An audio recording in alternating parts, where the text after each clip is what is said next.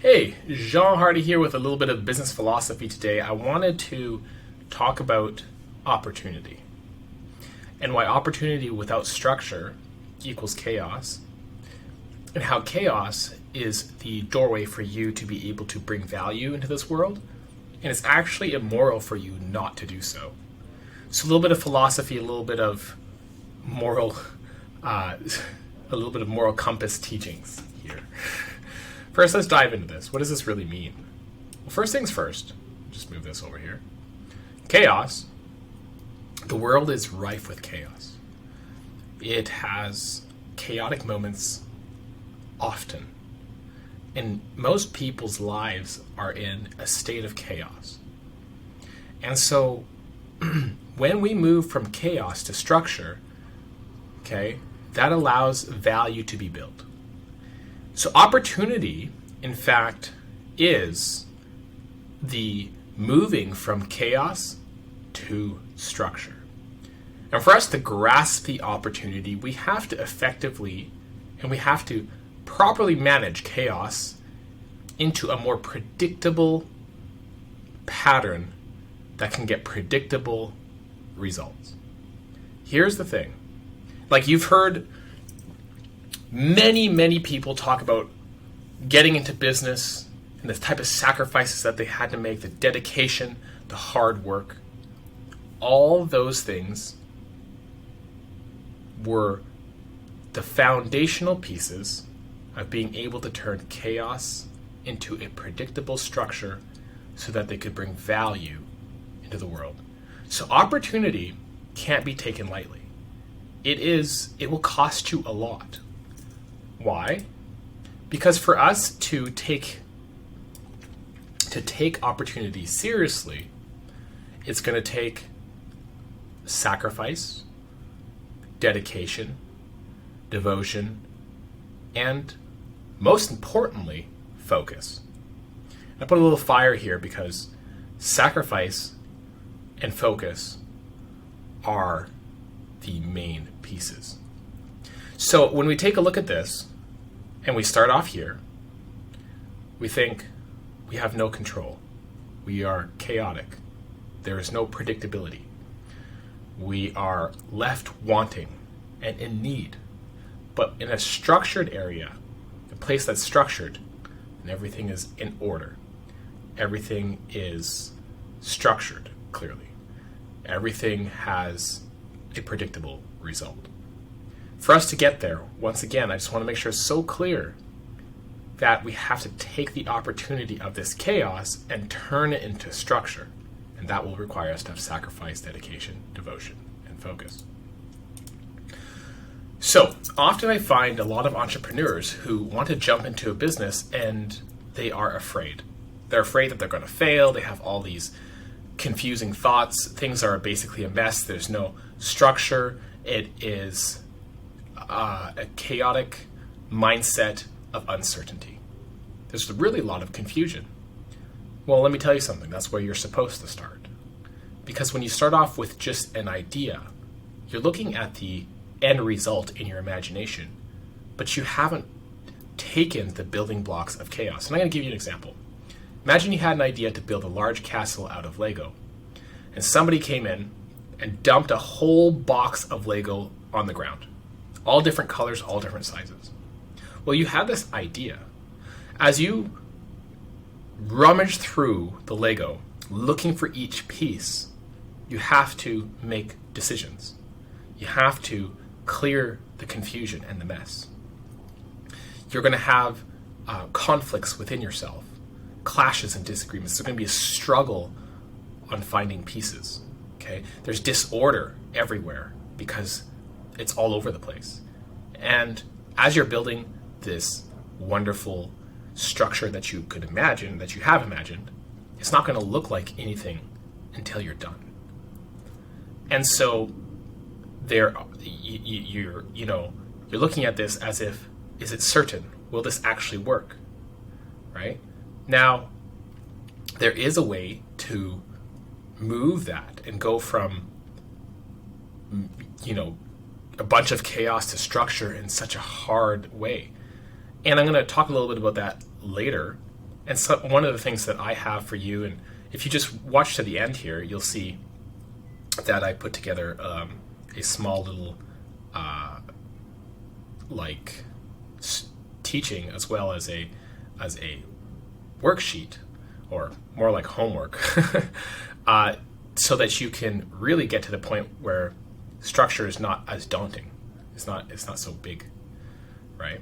But if we take a look at it, chaos is really a lot of needs not met, a bunch of conflict, struggle, disorder, randomness and uncertainty, and unpredictability.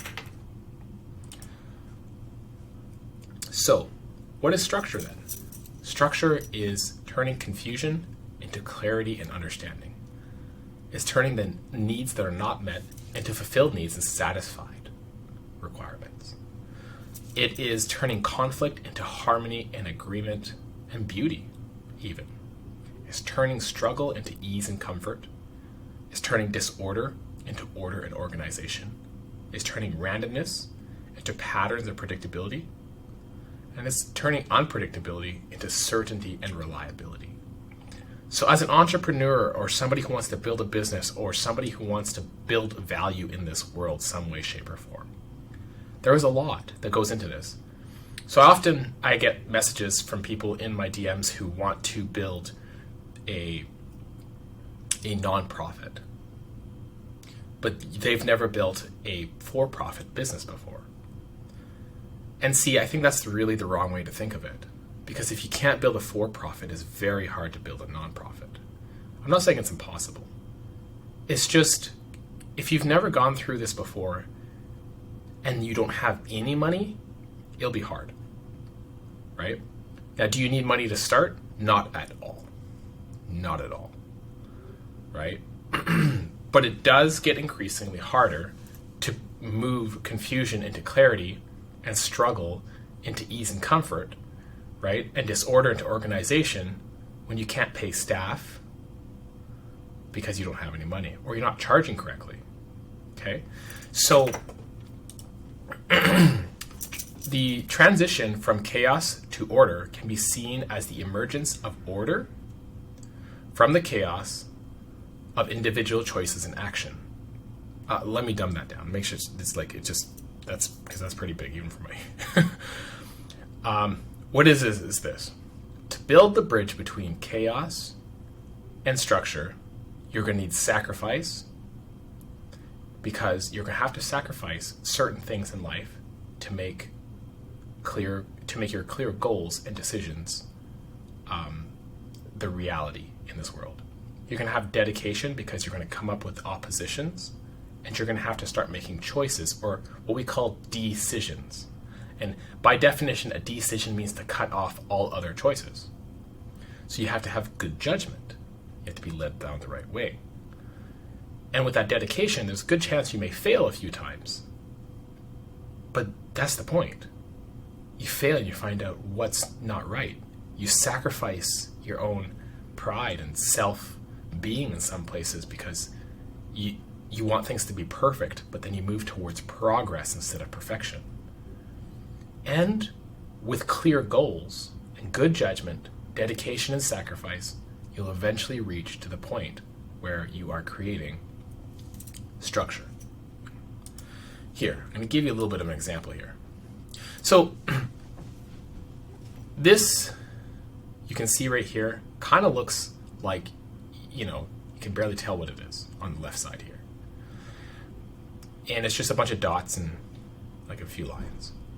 But then as I open up the squares and make it bigger, you get to see it kind of looks like, I don't know, something, right?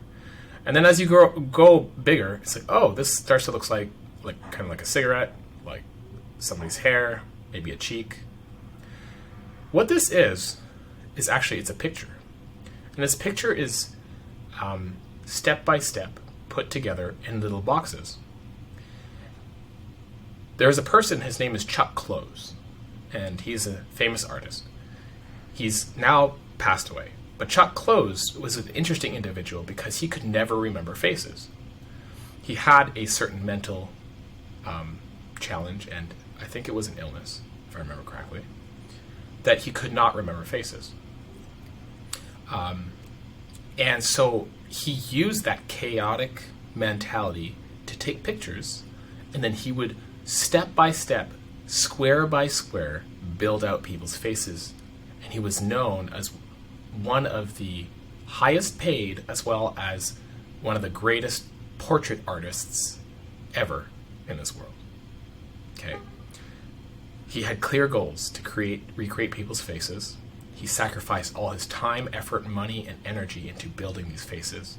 He had dedication, right, and good judgment, so he knew how to paint. And he had dedication because it was hard for him. It was not easy for him to be able to try and remember anybody's face. And even after he made these, he couldn't remember people's faces.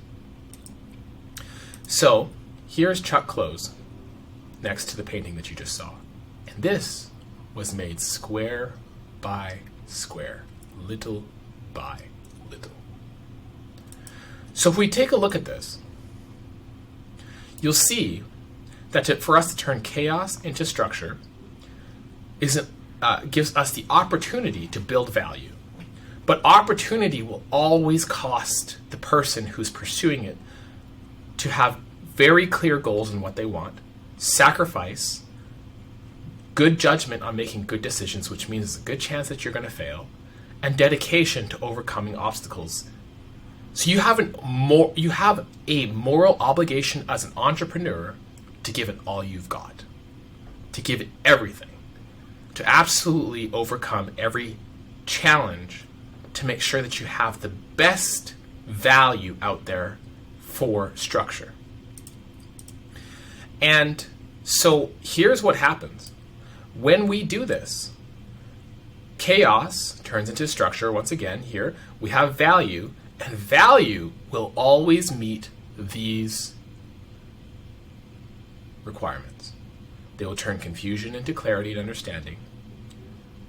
Where the needs are not met, needs will be met. We call this results. Where conflict is, you will have harmony and agreement. Where struggle is, things become easy and comfortable. Where disorder is, order and organization comes. Where randomness is, pattern and predictability happens. Where unpredictability is, certainty and reliability. Now you may be wondering, why am I talking to you about this? I'll talk to you a little bit at the beginning. This is the philosophy of understanding how to build value and turn chaos into structure and what it requires of you. But the philosophical standpoint that I want to stand for is it's absolutely, irrevocably immoral not to charge money or a good amount of money when you have put all this turning chaos into structure for somebody that you have given them clarity, understanding, meet their needs, give them harmony, agreement, have given them ease and comfort, order, patterns in a predictable way, the certainty and reliability with the value that you've built and the sacrifice and the skills, and you're going to try and charge nothing or very little. You want to charge nothing? Do it after you make a lot of money. Why? Because you need you need to be able to expand. And for you to expand, you need to exchange value. And for you to exchange value, you need a mode of exchange. And right now in this world, it's not cows, it's not gold bars, it's not oil, okay? It is currency. It is currency. We exchange money. So I'm going to end it here because there was a story of a lady who went to go see like this guru who wanted to talk about spirituality and money. And though I don't condone this, all of her teachings and so on and so forth, I was intrigued by one of the things that she mentioned, and this is a story that impacted her. The man stood up on stage and pulled out money. Okay? And when he pulled out the money, he said, "I love the money." And she was like, "Oh, this guy is not a spiritual teacher. Like, what kind of person would say, I love money?" Now, here's the truth. Biblically, it says that the love of money is the root of all evil. That's absolute, and I without a shadow of a doubt, I believe that people who love money above people, who love money above God, who love money above themselves, will do all sorts of evil, terrible things. But when you're using money as a tool, and this is what she learned, when you're using money as a tool to expand your influence, to build more value, to turn more chaos into structure so that you can have better value, then money is an accelerant for you to be able to influence others so that they can have less confusion and more clarity. More needs are met, more people are hired. There's less conflict and more harmony when it's in your possession. There is more ease and comfort for those around us. And there's more predictability. You become a breath of fresh air for people in their lives when you do this. And you start to change lives. So I want to end it with this, like I said. It is absolutely immoral for you to charge small. It is absolutely immoral for you to charge nothing. And if you want to build a charity, there's nothing wrong with that. I applaud you. Please do. But build some value first and change lives.